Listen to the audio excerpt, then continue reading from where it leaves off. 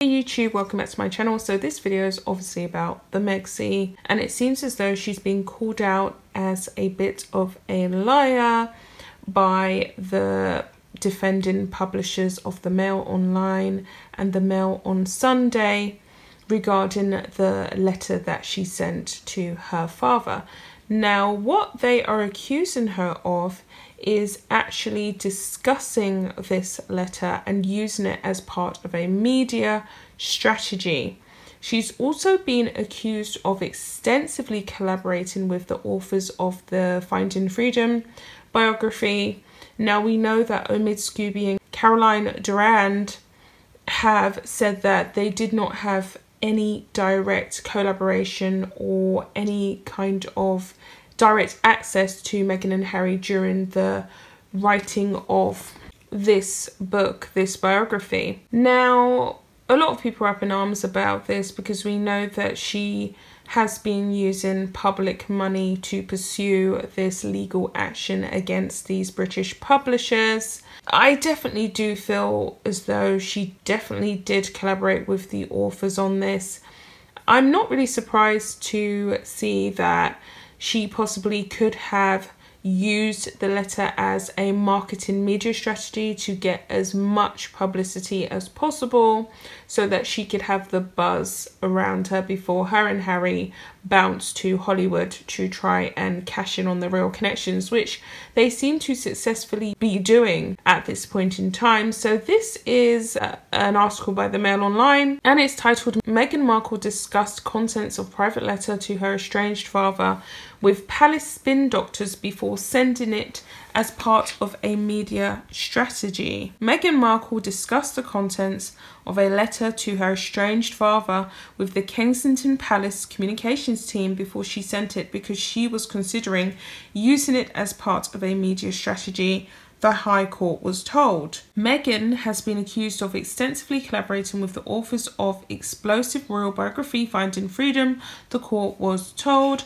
The Duchess of Sussex allegedly helped the writers acquire a great deal of detailed information about her private life with the Duke of Sussex. The claims were made during her high-stakes privacy battle against the Mail on Sunday newspaper for publishing extracts of a letter she sent her estranged father, Thomas Markle. Meghan's lawyers confirmed she expects to take the witness stand at the Royal Court of Justice in person, so we could actually see her in the flesh. She could bounce from LA all the way back to the UK to actually face the music. We know that when her and Harry broke away from the royal family, she really didn't want to face that music, so she actually bounced and let him deal with all of the mess and all of the catastrophe that, you know, she had left in her wake along with him. So the article carries on to say the 10-day trial is due to start on January the 11th, with the Duchess's own legal costs predicted to be £1.8 million. That is a hell of a lot of money for a worthless case that I personally feel she doesn't really have a right to have brought forward, considering she's more than happy, or she was more than happy, to have the 5 friends leaking to the media regarding the letters she had sent to her father. £1.8 million. Think about it. That is a hell of a lot of money. That's a house in central London. For her to just be blowing that cash like this, and like I said, this case had started well before they had scored this Netflix deal. So I don't know if they're going to be extracting the money from the contract from Netflix to pay off for the rest of her legal fees. I have no idea, but they're definitely balling out, right? So it carries on to say, Meghan, 39, is suing the newspaper. It breached her deepest and most private thoughts and feelings. This is what she is claiming. I personally feel as though this whole case is all designed to keep her and Harry in the headlines. So they carry on to say, but the publisher's lawyers said it was difficult to see how she could complain about that if she and Harry had helped with Finding Freedom, which exposed their private thoughts and feelings, which is true. At a preliminary hearing, Anthony White QC said in written submissions the biography gives every appearance of having been written with their extensive cooperation. He added, the book contains a great deal of detailed information about Meghan's personal life, including a number of passages referring to her relationship and communications with her father, and a section referring to the letter which is at the heart of this case. The newspaper alleged Meghan, either directly or through friends, allowed the bombshell book to use intimate details to paint a favourable picture of her life. He added that Meghan has previously stated she had disclosed the contents of the letter to Kensington Palace communications team, and she has also stated that she discussed it with them prior to it being sent. Alexandra Marzek, also representing the paper, told the court the Duchess was using her friends as effectively PR agents to influence the media in the months before the letter was sent to Mr. Markle in 2018. Miss Marzak said Meghan had spoken to her friend Jessica Mulroney and asked her to intervene to attempt to influence what her former commercial advisor Gina Nelthorpe Cowan said to the press. Meghan's lawyers have denied that she cooperated with authors Omid Scobie and Caroline Durand on Finding Freedom, which was published in August, and said that any references to her letter in the book were simply extracts from the letter lifted from the defendant's own articles. They also denied that she used her friends to influence press and public opinion. Now, this is where I, have to agree to disagree. I definitely do feel as though there's been this heavy marketing campaign from Meghan's camp to present her as an extremely likeable, victimised person. Victimised by her father, victimised by the media, victimised by the royal family, victimised by Kate, and so on and so forth. The list just goes on and on and on. So the article carries on to say, he added that neither Meghan nor Harry spoke to Mr. Scobie or Miss Durand. He said, we're not given the impression that the claimant wanted the contents of the letter to be reproduced in the book.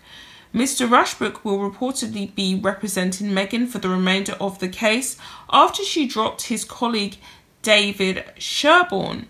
And that's quite interesting because there has been quite a few articles written about the way in which she's dropped Johnny Depp's lawyer, who's representing him in the Amber Heard case. So she's dropped him. It seems as though maybe she's not happy with the work that he was doing.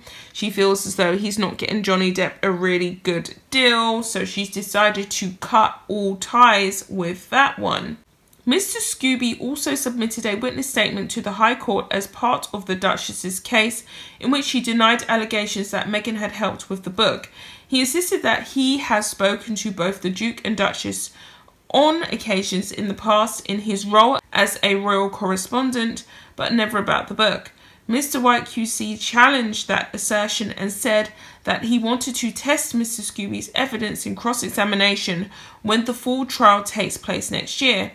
He argued that the newspaper should now be allowed to file an amendment to its defence because the book contains descriptions of her relationship and communication with her father with her approval.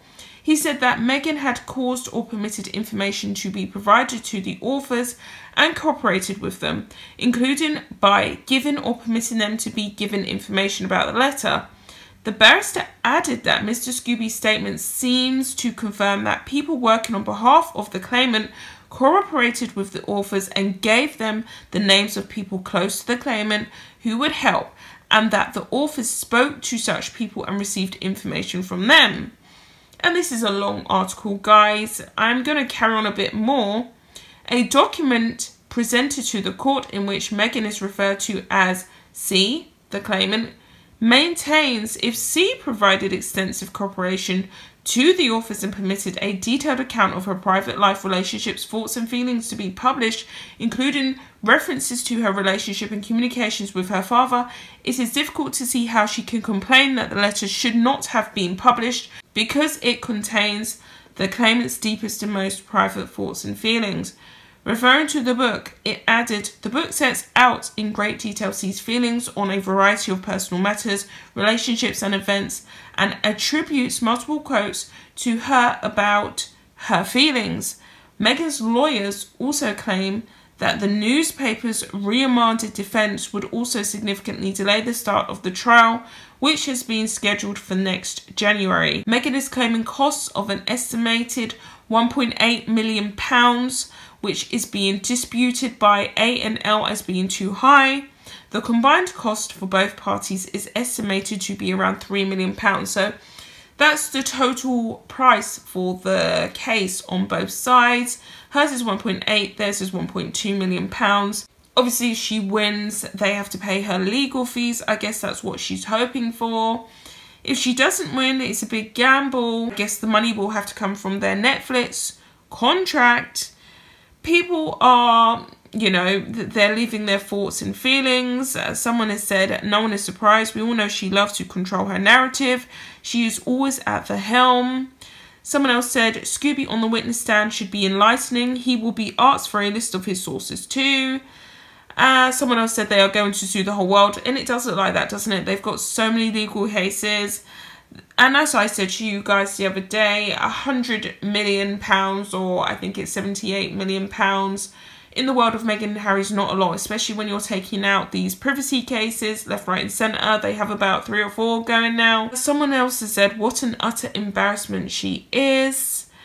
Someone else has said it was a bit stupid to pursue this case, only going to expose more private stuff. No one ever wins except the tabloids. Even if the tabloids lose, they still win. Their barristers should be advised in the car calls to settle and seal. Tabloids will be feasting on this for years, plus it's congesting our courts. And I agree with that person. So there you have it. There's more stuff that I have to cover and I'll be back with another video. Bye guys.